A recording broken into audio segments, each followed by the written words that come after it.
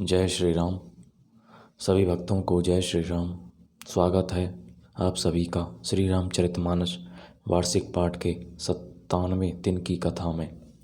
श्री रामचरितमानस वार्षिक पाठ में हम प्रतिदिन 3 दोहे पढ़ते हैं, जिससे हमारी संपूर्ण रामायण 1 वर्ष से पहले 11 महीने में पूर्ण हो जाती है, जिसमें कि हम मंगलवार के दिन 6 दोहे पढ़ते हैं। जिन भक्तजनों पे समय की कमी रहती है, वे प्रतिदिन 3 दोहे पढ़कर अपना जीवन सफल बना सकते हैं। प्रभु श्री रामचंद्र शिव शंकर भोलेनाथ जी की कृपा दृष्टि पा सकते हैं। श्री रामचरितमानस का पाठ आरंभ करने से पहले हम सभी देवी देवताओं का, गुरुजनों का भी आह्वान करते हैं, उनको प्रणाम करते हैं कि वे भी हमारे श्री रामचरितमानस में सम्मिलित हों और हमें अपना आशीर्वाद प्रदान करें। बोले जय श्यावर रामचंद्र की जय। सर्वप्रथम शिव शंकर भोलेनाथ, जय पार्वती माता, जय दुर्गे माता को प्रणाम व आह्वान, जिन्होंने श्री राम नाम की रचना की और इस संसार जगत को राम नाम प्रदान किया। सभी गुरुजनों को प्रणाम आवाहन व अन्य सभी देव देवताओं के भी प्रणाम व आवाहन कि वे भी हमारे श्री रामचरितमानस में सम्मिलित हों और हमें अपना आशीर्वाद प्रदान करें। बोलो जय श्यावर रामचंद्र की जय। तो शुरू करते हैं आज की कथा। सहित बधूटिन कुंवर सब तब आए पितु पाश, शोभा मंगल मोद भरी उमगे जनु जनवास। मंगल भवनीय मंगलहारी द्रव सुदशरथ जर बिहारी। तब सब चारों कुमार बहुओं सहित पिताजी के पास आए। ऐसा मालूम होता था मानो शोभा मंगल और आनंद से भरकर जनवासा उमड़ पड़ा हो। पुनि जे बिनारे भई बहु भांति पठय जनक बुलाए। बाराती परत पावड़े बसन अनुपा, सुतने समेत गवन कियो भूपा। फिर बहुत प्रकार की रसोई बनी। जनक जी ने बारातियों को बुला भेजा। राजा दशरथ जी ने पुत्रों सहित गमन किया। अनुपम वस्त्रों के पावड़े पढ़ते जाते हैं।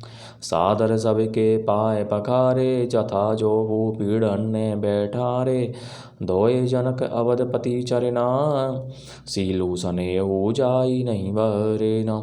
सादर आदर के साथ सबके चरण धोए और सबको यथा योग्य पीढ़ों पर बैठाया। तब जनक जी ने अवधपति दशरथ जी के चरण धोए। उनका सील और स्नेह वर्णन नहीं किया जा सकता। बहुरी राम पद पंकज धोए, जे हर हृदय कमल महु गोए। तीनियों भाई राम सम जानी, धोए चरण जनक निज पानी।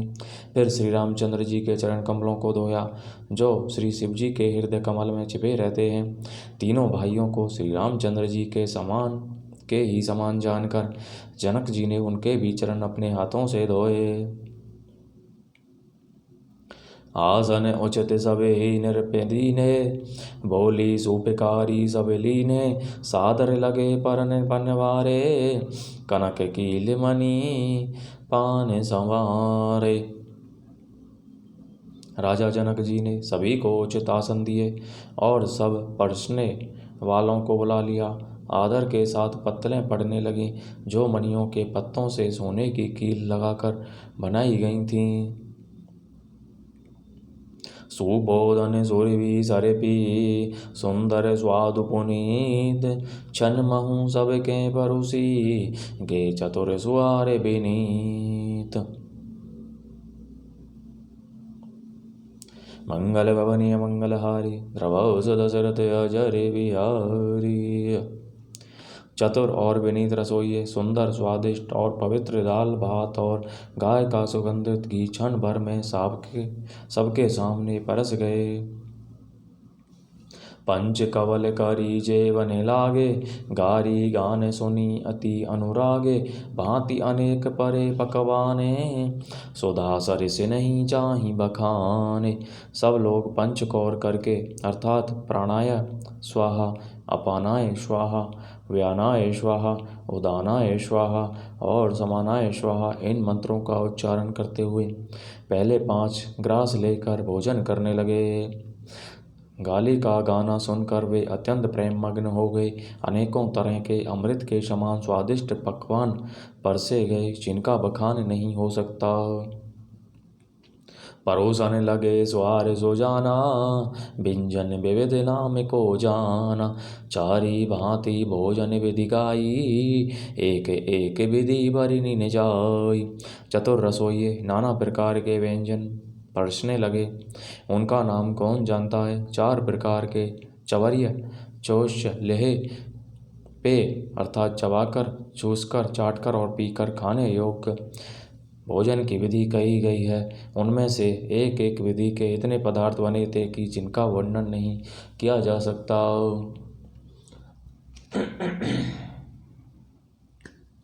चरस रुचिर व्यंजन बहु जाति, एक एक रस अगणित भांति।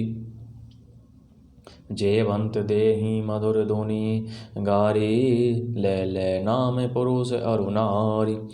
6 रसों के बहुत तरह के सुंदर स्वादिष्ट व्यंजन हैं। एक एक रस के अनगिनती प्रकार के बने हैं। भोजन करते समय पुरुष और स्त्रियों के नाम ले लेकर स्त्रियां मधुर ध्वनि से गाली दे रही हैं, गाली गा रही हैं। समय सुहावनी गारी बिराजा, हंसत राउ सुनी सहित समाजा। एहि विधि सबहि भोजनों कीन्हा, आदर सहित आचमनो दीन्हा। समय की सुहावनी गाली शोभित हो रही है, उसे सुनकर समाज सहित राजा दशरथ जी हंस रहे हैं। इस रीति से सभी ने भोजन किया और तब सबको आदर सहित आचमन हाथ मुंह धोने के लिए चल दिया गया। देहि पान पूजे जनक दशरथु सहित समाज, जनवासे ही गविने मुदित सकल भूप सिर ताज। मंगल भवने अमंगल हारी, द्रवौ सुदशरथ अजर बिहारी। फिर पान देकर जनक जी ने समाज सहित दशरथ जी का पूजन किया। सब राजाओं के सिरमौर चक्रवर्ती श्री दशरथ जी प्रसन्न होकर जनवासे को चले। नित्य नूतन मंगलपुर माही, निमिष सरिस दिन जामिनी जाही। बड़े भोर भूपति मने जागे, जाचक गुण गण गावन लागे। जनकपुर में नृत्य नए मंगल हो रहे हैं। दिन और रात पल के समान बीत जाते हैं। बड़े सवेरे राजाओं के मुकुटमणि दशरथ जी जागे। याचक उनके गुण समूह का गान करने लगे। देखी कुंवर बर बंधुने समेता, किमी कही जात मोदु मन जेता। प्रात क्रिया करी गे गुरु पाही, महाप्रमोदु प्रेमु मन माही। चारों कुमारों को सुंदर वधुओं सहित देखकर उनके मन में जितना आनंद है वह किस प्रकार कहा जा सकता है। वे प्रात क्रिया करके गुरु वशिष्ठ जी के पास गए। उनके मन में महान आनंद और प्रेम भरा है। करी प्रणामो पूजा कर जोरी, बोले गिरा अमिय जनु बोरी। तुमरी कृपा सुनहु मुनि राजा, भयऊ आजो मैं पूरन काजा। राजा प्रणाम और पूजन करके फिर हाथ जोड़कर मानो अमृत में डुबोई हुई वाणी बोले, हे मुनिराज सुनिए, आपकी कृपा से आज मैं पूर्ण काम हो गया। अब सब प्रिय विप्र बुलाई गोसाई, देहु धेनु सब भांति बनाई। सुन गुर करी महिपाल बड़ाई, पुनि पठय मुनि वृंद बुलाई। हे स्वामिन, अब सब ब्राह्मणों को बुलाकर उनको सब तरह गहनों कपड़ों से सजी हुई गायें दीजिए। यह सुनकर गुरुजी ने राजा की बड़ाई करके फिर मुनिगणों को बुलवा भेजा। वामदेव अरु देव ऋषि वाल्मीकि जाबाली, आए मुनि बरन कर तब कौशिक आदि तपसाली। मंगल भवनी अमंगल हारी, द्रवौ दशरथ अजर बिहारी। तब वामदेव, देव ऋषि नारद, वाल्मीकि, जाबाली और विश्वामित्र आदि तपस्वी श्रेष्ठ मुनियों के समूह आए। दंड प्रणाम सब ही नृप कीन्हे, पूजी सै प्रेम बराशन दीन्हे। तो इस प्रकार प्रभु परमपिता परमात्मा आज की कथा का समापन यहीं पर होता है। बोलो जय श्री रामचंद्र की जय।